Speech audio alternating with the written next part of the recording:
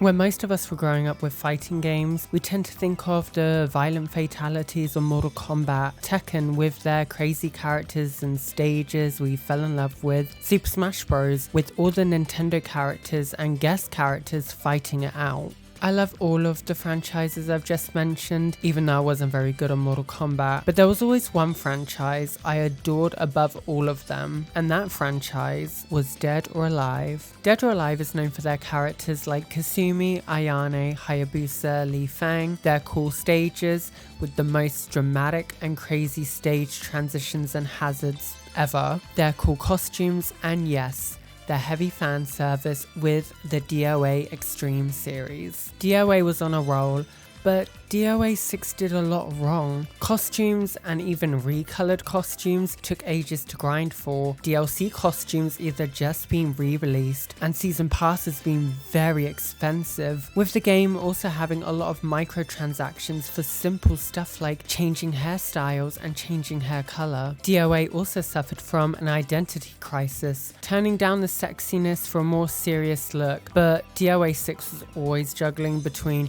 being super serious but then also being sexy. It was a mess and it was never getting anywhere, unfortunately. So in today's video, I'm going to talk about what I would like to see in the next Dead or Alive game, whether it's Dead or Alive 7, a brand new title, and some general things I'd like to see in the franchise. So let's begin.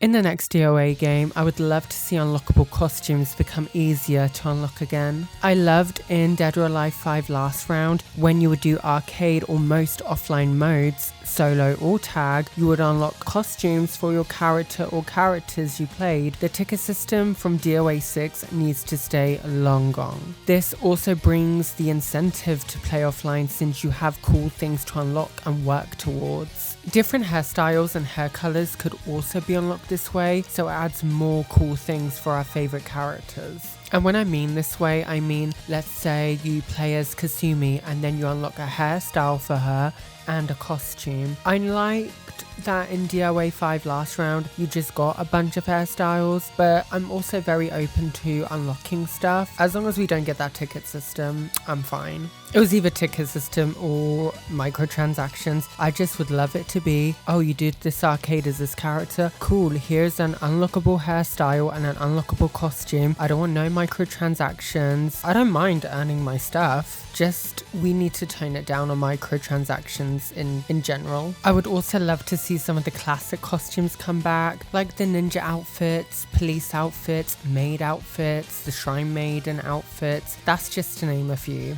But what I really want to see come back are the collabs. For example, I'm a huge Fairy Tail fan, so when they did the collab with DOA 5 Last Round and Elliot was Natsu, Kasumi was Urza, Marie was Wendy, I was just over the moon. I love that collab so much. Other collabs DOA 5 Last Round had was Attack on Titan, Deceptions. They also have like yearly Halloween and design contests, so I think all of these could make a comeback. I just really want to see some more cool collabs, like imagine a Final Fantasy collab. Crazy, it's probably obviously never going to happen, but a guy can dream. DOA 6's stages were very bland to me. A lot of them had the same stage transitions, nothing really going for them like past games, so other than some brand new stages with more style and flair, I wanted to list some of the retro stages I would love to see make a comeback. Demon's Church, Yakuzura, Great Wall, Doatech HQ, Tan, Aqua Palace, Kyoto in Bloom, Seaside Market, Temple in the Mountain, Whitewater Valley, Eternal Helix, Dragon Hills. These are just some of the stages I would like to see come back, whether they're gonna be in a base game or even as DLC. But we do need to see the crazy hazards and transitions have a bigger effect, especially in the next game. It's just a huge part of these stages, like, you know, most of the time, like, you're gonna hit into an electrical fence or you're literally gonna fall 50 feet out of a glass building. We need that again. We didn't have that in DOA 6. and in most of the other DOA games, we have those, so we desperately need them back. When it comes to the characters, I obviously want to see the classic OG characters just more evolved from when we last saw them, as well as some fresh new faces. Seeing a more mature Kasumi or Ayane and how they've grown from the past games would be really cool to see.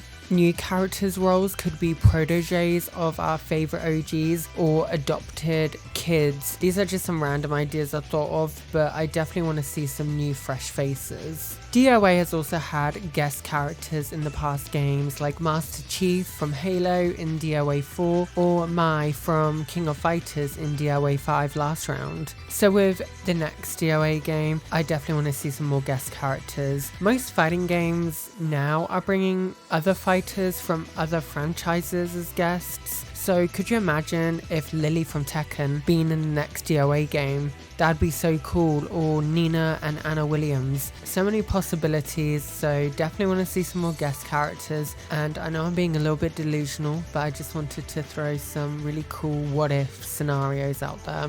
I also don't have much to say on the gameplay. I like how most DOA games play, and I don't mind the meter surprisingly in DOA 6, but I don't really care if it's there or not.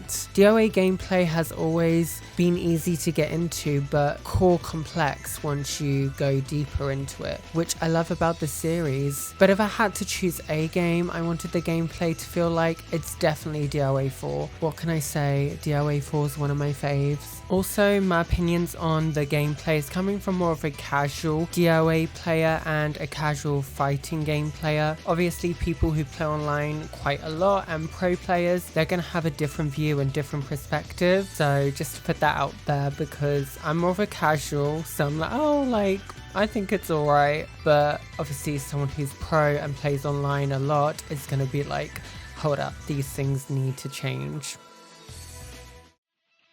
While we're all waiting for the next DOA game to be announced, hopefully at the Game Awards, let's manifest it, everyone. I think the next things I would like to see before that is the announcement of DOA 2, DOA 2 Ultimate, DOA 3 and DOA 4 to be ported over to modern consoles and PC. We have seen how remasters and reports have been doing really well in multiple genres of video games throughout the years. Fighting game wise, Capcom's been doing a lot with the Capcom Fighting Collection. They've done really well. MK recently did a collection, but I know a lot of people aren't very happy with that collection. Delayed inputs, faulty online stuff, you get the idea. So Team Ninja, Xbox, pick up the phone. I think it's time to bring these classics back. A lot of older fans, including myself, love these games and desperately want to play them in a more effective way without emulation all the time. And new fans deserve to try the older DOA games to see how much cool these games were and the passion and the art and the fun gameplay. We need to bring these back. We need them. New fans need them, old fans need them, and I really need them. And I feel like especially now, doing a collection of like DOA 2 to 4, especially in this time of gaming when people are very big on nostalgia and they want to play older games, it would be just a really great idea, very good idea. So if we don't get any DOA new game news at the Game Awards, maybe we'll get remasters of the old ones at the Game Awards. I'm being really delusional, maybe, who knows. I just want a collection so we can all play these old games again. Before I'm ending the video, I did want to touch on this subject. So while I was filming my Tomb Raider video, I saw the news that Itagaki-san passed away. He was the creator of Ninja Gaiden and the Dead or Alive series. I first found out about Itagaki from this wonderful video right here when it was first published. It's a really good video, you need to go watch. And I was just heartbroken. I really love these games. When I wasn't playing Resident Evil, Kingdom Hearts, Zelda, I was playing Dead or Alive on my Xbox 360, and I had the older games and I had the newer games, and these wonderful characters and worlds and stages he made. I hope that he knew that the many fans that he has that love these games and cherish them in our hearts. And why am I getting emotional? But Like, it's just wonderful. These games are really like a part of my childhood, and I'm very grateful to be one of the many lucky players that grew up playing like DOA 2 Ultimate and 3 and 4. Thank you, rest in peace, and thank you for these wonderful magical games and these wonderful characters that a lot of us fell in love with.